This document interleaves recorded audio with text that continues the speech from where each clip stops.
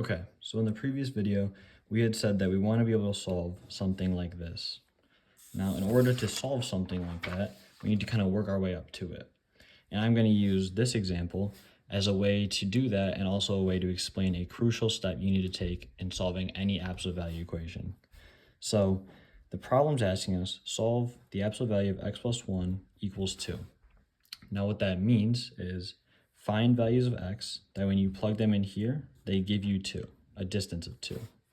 And so the technique I'll show you first, so the step you always have to take, and then I'll conceptually explain why you do that, and hopefully that'll make it make sense so you're not just doing things to do them. First things first, to solve this, in absolute value bars, when they're equal to a number, the first thing to do is just drop the bars, write the equation without the absolute value. However, you're going to set up a second equation. It's going to be the same thing inside the bars, but equal to the negative of the number you're equating your absolute value to. And so the reason we have two equations and why we need to set both of these up is due to the nature of the absolute value we talked about in the first video. The first video we said the absolute value takes whatever's inside of it and gives you the distance. And so in this problem, we want to find values of x that give a distance of 2. Now, we saw previously that when we just wanted a distance of 2, that was positive and negative 2, because both positive and negative 2 are 2 units away from x, or from 0. So I wrote this wrong, but x has answers of plus or minus 2, sorry.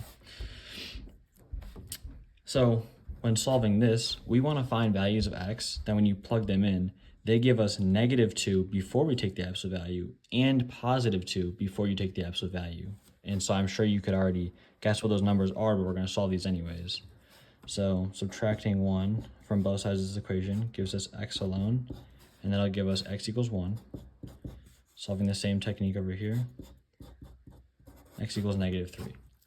And so again, just to reiterate, conceptually, we need two equations to solve this problem, because we want negative 2 to be a value of a value you get from plugging in x, and also positive 2, because negative 2 and positive 2, when you take the absolute value, will both give you a distance of 2. So it's crucial that you set up two equations every time you have an absolute value equal to a distance. Now, with that,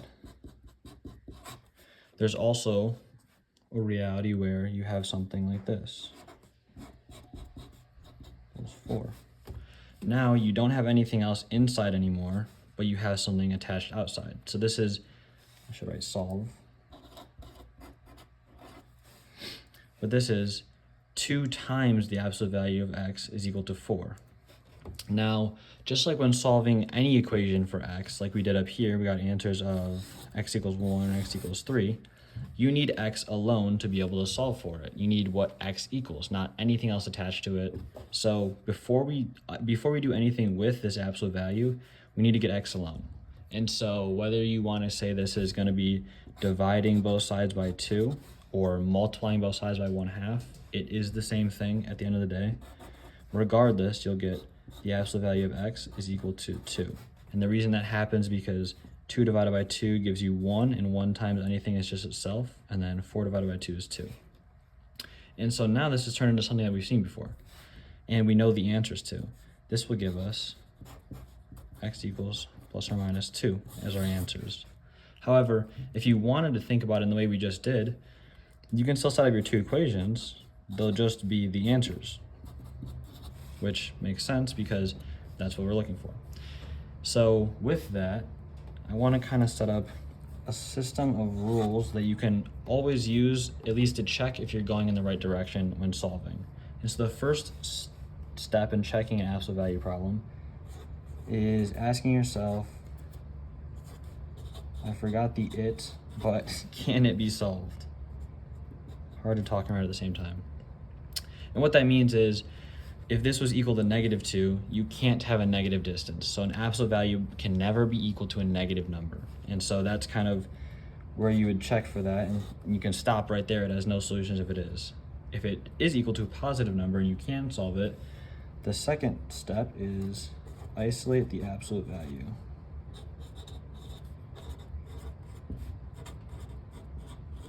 And so what that means is kind of what I just showed in the last problem. We needed x, the absolute value of x, to be alone, or even if there was x plus 1 in here, we needed the absolute value to be by itself. So we needed to divide by 2 first in order to solve this problem. So that's what I mean by isolate the absolute value.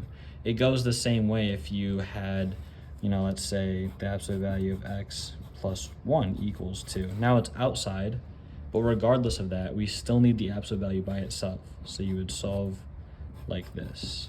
That would give you equals 1, and then this would have answers of plus or minus 1. But besides the point, that's just an example of if you had something outside but added or subtracted.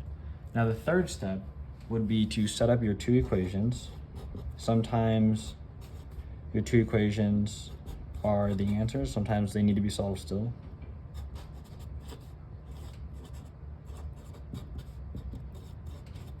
And the fourth step would just be to solve those equations. And so then you're solving for whatever x or whatever variable you're solving for. And that will be the last thing before you're done. And so knowing these steps and conceptually why we do these things, let's now revisit the previous example and see if we can't solve it now. So the first step, can it be solved? It's equal to positive 7, so far it can be solved. Now the next step would be isolate the absolute value. Well, we can do that by, again, dividing the whole thing on this side by 3 and this side by 3 as well. And that gives us the absolute value of x minus 4 equals 7/3. Stay in fraction all the time. Always stay in fraction form. Don't convert to decimal. It'll make things a lot harder for yourself. Fractions are tricky when you first are looking at them, but are always more helpful infinite times. So then we have the absolute values now alone. Now you set up your two equations, step 3. So we have x minus 4 is equal to 7/3. And our second equation, x minus 4 is equal to negative 7/3.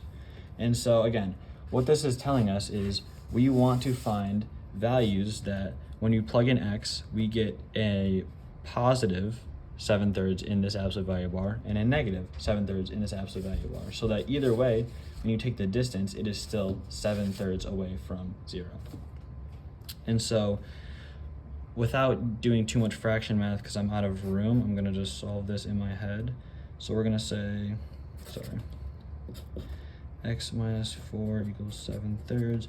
We add 4 to both sides. I do not need to rewrite that, but that gives you that x is equal to 19/3, and then you add 4 to both sides here as well, and that gives you that x is equal to 5/3. And so these are your two answers. And again, if you did not set up two equations, you would only have half of the answers and you would be half correct. So you need two equations to solve this absolute value system.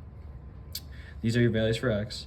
And if you had trouble following this fraction math that I did in my head, or you didn't think you could do it out on paper on your own, then I hopefully will have a video on just fractions up, but if not, comment and let me know and I can get that up as soon as possible.